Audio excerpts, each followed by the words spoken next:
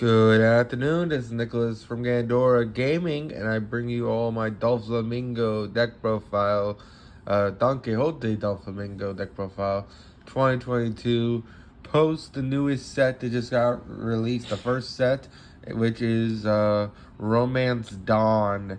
Now, there's a lot of new decks that sprung up, but I definitely caught my eye was Flamingo. He's one of my favorite villains in the entire series. Not to mention, I was told this is a very cheap deck, which compared to the other ones, it was. It only cost me like 50 bucks to build because I already own one of the blue structure decks. So I only had to buy another structure deck plus a couple other cards, and bam, this deck was built. This deck is really cool. It's very control based and it's very resource advantage meant. It's not really aggro. If you want to play an aggro build, you definitely got to play the Straw Hats or just red in general. Blue has always been control, and I really dislike Flamingo. So let's go straight into this. First things first, you must know, if you don't know One Piece, everyone has a leader card, and a leader card basically is how you build your deck around. So we're building our deck around Flamingo, and basically he has an effect where you use 2 Dawn on him. When he attacks, you rest 1 Dawn, reveal 1 card on the top of your deck, and if it's a 7 Warlords card, basically with 4 Warlords costs, just play that card rested. So basically it's a free spread summon for 4 lower what's called cost monsters, which is really solid, and overall just free advantage. And I'm playing a shit ton of blockers in this deck to protect those cards that we get free rested. So he's just free advantage gain, and he's just a really great monster in general. Well, he's a great character. So he goes here because he's not in the deck itself. You don't actually shuffle him. He's just a leader card. I should put him in a different sleeve, honestly, because you don't want to shuffle him back in deck.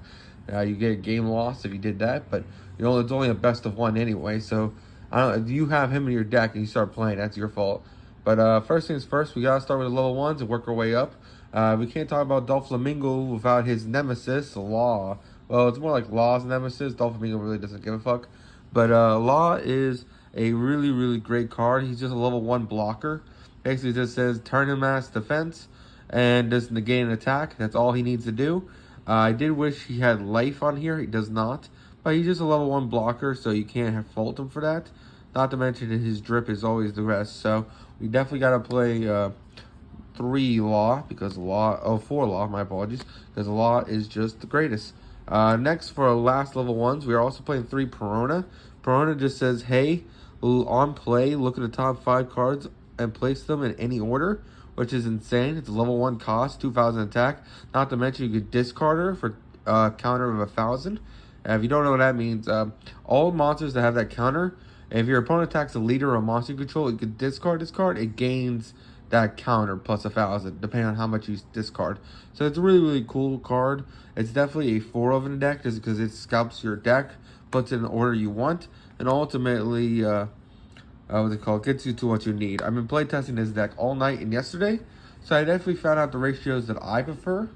It's a little different than what most people play, but I think these ratios are pretty solid. But of course, I'm still working it out. This is still a very new deck, so don't fault me. Next for our 3-ofs, oh, not 3-ofs, they're level 3s. We are playing 3 Flamingo. This guy is just insane. If you want the alt art of these guys, this deck's way more expensive, but luckily there's cheap versions of all of them, and that's what I have. So this guy is not only a blocker, he's 1,000 defense discard, he's 4,000 attack, and on play, so on summon, look at the top 5 cards and put them in any order. Really insane card just for like scalping your deck and ultimately making his effect live. It's usually always going to be live, but it's nice to know what you're getting and not just randomly getting. So the more you better. It's like control tier elements, and the idea that you just always know what you're on top of your deck, thus you always have the advantage, which is really good. Next card is probably going to be a surprise. A lot of people don't play this one. It came out from the structure deck, so it probably most people don't play it. I think this card is insanely good, and I think a deck profile I just watched kind of convinced me on him. Is Sentomaru. Sentomaru as a 4-of is insane. Not only is he a 3 cost, he's 4,000 attack, he's 1,000 discard, but not to mention, he has the effect where you return 1 Dawn back into your Dawn pile, and then he just special summons a free Pacifista from deck. which is insane. And he's not a once per turn. It's not like on summon he does that. He just keeps doing it. Once per turn, return one rested Dawn, and just spend some of the level 4 or lower less cost Pacifista from your deck. And we're playing like 6 Pacifistas. So this card is insanely good at just popping them out. Yes, you are returning a Dawn, which sucks, but you get 2 every turn anyway. And it is just a free body, so technically you're just gaining the advantage anyway. So honestly, it's a very, very good card. I'm still going to test this out tonight because I'm playing One Piece today, and I'll tell you how good I do. We're also playing 4 Gecko Morias. Gecko Morias is an insanely good card. This card on summon says, hey, add a Filler Bark Pirate or 7 Warlords card with 4 alert costs from your deck, trash to your hand. I thought it was from deck to hand, which would be more insane, but it basically adds from graveyard, which is insanely good. And overall, just a fantastic card. I wish he searched from deck, but who cares? He just adds back from grave, so you don't mind discarding one of these dudes and then just adding them back of Gecko Moria. A really, really good card in general. We're also playing 3 Boa Hancock because look at her. She's amazing. Not to mention she is a blocker. That's another thing. He has 1,000 defense, so I always like the one. If they don't have this or a block, they're kind of useless unless they're like really, really huge attacks, which we'll get into that. But we're definitely playing 4 Boa Hancock. She's a blocker, 1,000 defense, and not to mention her effect isn't bad. Basically, with 1 Dawn, when attacking, block 1 card, or on so when attacking or blocking, draw 1 card if you have 5 or less cards in your hand. Really, really insane card. Gets you much more advantage. Just keep drawing cards as long as she has Dawn on them. She can attack, gain 1. She will, of course, go to rested. If you don't use that effect, you can rest her, gain the draw 1. Really, really insane card. Now it's time to talk about the Pacifistas, which we're playing, I think, like 8 in this deck. We're playing 4 Barfolcio Kumas. This one is just amazing. Not only is he a blocker, but when he dies, you just play a Pacifista from 4 or less costs from your hand, which is really, really good. I upped the amount of Pacifistas I play in this deck just because I wasn't getting that effect as often as I wanted to. So I put in, of course, 2 of the blockers. This guy is just really, really good. He's a blocker. And basically, he's the same as him. He's just a blocker. And you can have as many of him in deck as possible, which is funny. And we're also playing 4 Pacifistas. Yeah, just 4 the big guy. I kind of want to cut this down into 3 and put 3 of this guy. So it's 3-3. But this guy's just gigantic. He doesn't have an effect, but he's still a 1,000 card discard. Not to mention, he's just 6k on summon. So Sentamaru can special summon him from deck. And he's just a free 6k, like, really early. Which is insanely good. Not to mention, he's just gigantic. He's putting threats on your board. And it's stopping your opponent. You're trying to kill your opponent quick. So I'm trying to play a more aggro version of this deck because the deck loses to aggro.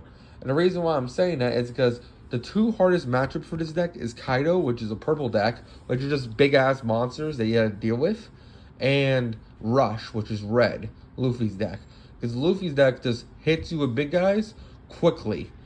Green, you kind of have a better advantage with, but right now the best deck apparently is green-red. So the Zoro cards and the Luffy cards just kind of hurt you individually because they're just big-ass monsters. You can't bounce them, really. So the bounce mechanic in this deck isn't the greatest.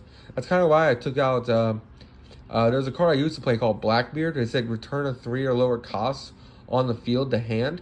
I took him out for these Pacifistas just because there's not really a 3 or lower cost I really want to bounce. I guess another law would be cool, just to bounce the law, but it's just when we get to that point in the game, he can just re-summon it. I'd rather just force him to block and let it die than him just keep gaining the advantage. I don't know. That's my opinion. I think this card is really, really solid. Not to mention, other cards get advantages when you bounce them. So I just thought the Blackbeard one wasn't good enough, so I took him out and put in the 4 Pacifistas. Because this guy is just a 6,000 wall that just says, dare you to beat me. Because as you notice, most leaders start with 5,000. So this guy's already bigger. I mean, they had to send more resources or just mandatory block to deal with this dude, which is really, really sad. So that's why I'm playing 4 of this guy. We're also playing 4 of our Mihawks. Mihawk is an amazing card. When he has 2 Dawn on him, basically you can just draw 2, then trash 2, which means draw 2, discard 2, which is really, really solid. And overall, he's just another beat stick that's 5k. And he does a 2,000 one. He's our only 2,000. I wanted to play another 2,000 one, but I didn't think there was any other good 2,000 ones. So that's why I'm just playing him. And that is it for the deck list. Well, at least when it comes to the 4 or lowers. Now it's time to talk about the 6 or highers. We're playing 2 Flamingos. Flamingo is just a really insanely good card. Return 1 card with 7 or less costs from your owner's hand. Basically just says this guy bounces a 7 or lower cost, which I think is much better than Blackbeard, because Blackbeard can only bounce 3 or lower costs, and if there's 3 or lower, I mean, like, a turn 4, you're already like at 5 Dawn, unless you're Kaido who keeps returning it. So this card is just really, really good. Returning this big ass monster doesn't return the biggest monster, so you do need to start pushing out for game. Another guy we play is 2 Mihawk.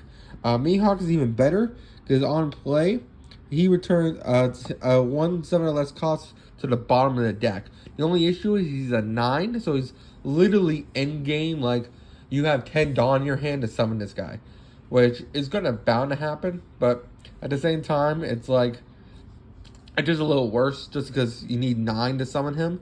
But again, he is a 9,000 attack, so he is just your game ender.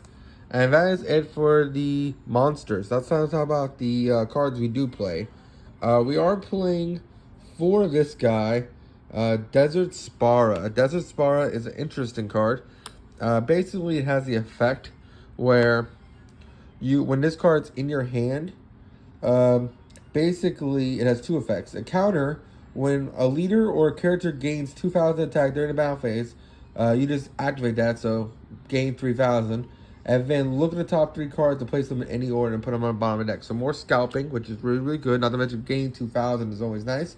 We're also playing 2 Love Mellow, and then 2 what's it called? Overheat. I think these are just the perfect ratios. Overheat basically says, hey, your leader gains 4,000 and return 1 character with 3 or less costs. This is basically our version of what's it called? Blackbeard.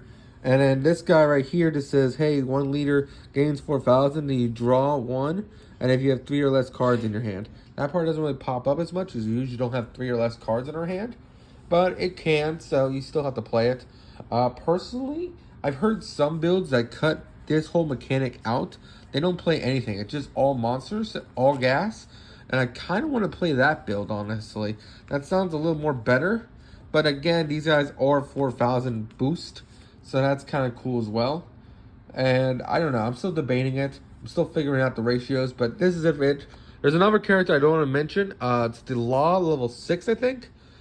Basically, he does. If your opponent has 6 or more cards in their hand, you trash a life, which is really, really cool. Helps you push for game even quicker. I kind of want to put that in this deck, just because the best deck right now is red-green. So they always start with 1 life lower than you.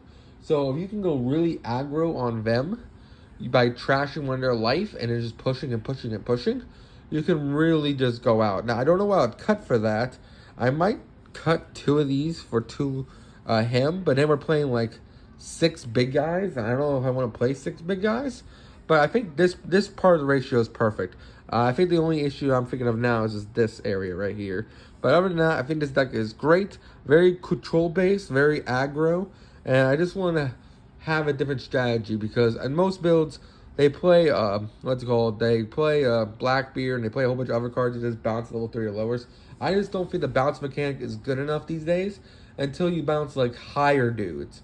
Like, you don't want to bounce the level 3 or lowers. You want to bounce the 6 or higher dudes, because those guys are a menace. And if he has to resummon a 6 or higher, that fucking sucks. Now, you can't boost the Kaido. Kaido is literally... When it goes to you on the field, you just got to beat him. You just got to beat him over. You're not bouncing him. So, at that point, like, against purple, you just want big dudes to go against their big dudes. That's why I'm playing the 4 passive fetus over the Blackbeards. Because this guy's just 2,000 bitter. This guy can special summon him for free, basically, with just cost of 1 Dawn. And he can also get special summon off this guy, because when he dies, he special summons a Pacifista from hand. We're playing 6 Pacifistas in special summon. That's pretty amazing. So, honestly, the only thing I think is there's not enough blockers in deck. We have 1, 2, 3, 4, 5, 6, 7, 8, 9, 10, 11, 12. We have 12 blockers in the 13, 14, 15, 16, 17, 18. We have 18 blockers in the deck. If we want to push it to 20, we could cut one of him, making 19 blockers. That would be pretty swell, but I like the 18. I think that's just more round number. But that's it for this deck profile. I hope you all enjoy. Another thing I want to mention is because he's a Navy, you can't reborn him back with Gecko, which kind of sucks. But honestly, the fact you never want to attack with him, just because you just want to keep getting these guys on the field. You just want to keep pumping them out. And that's really insane, because you just want to keep pushing your opponent. If you let a Kaido player get to 10, he's just going to summon the big-ass dude, and he's going to wreck your shit. So, that's just my opinion. I hope you all enjoy, and see you all later.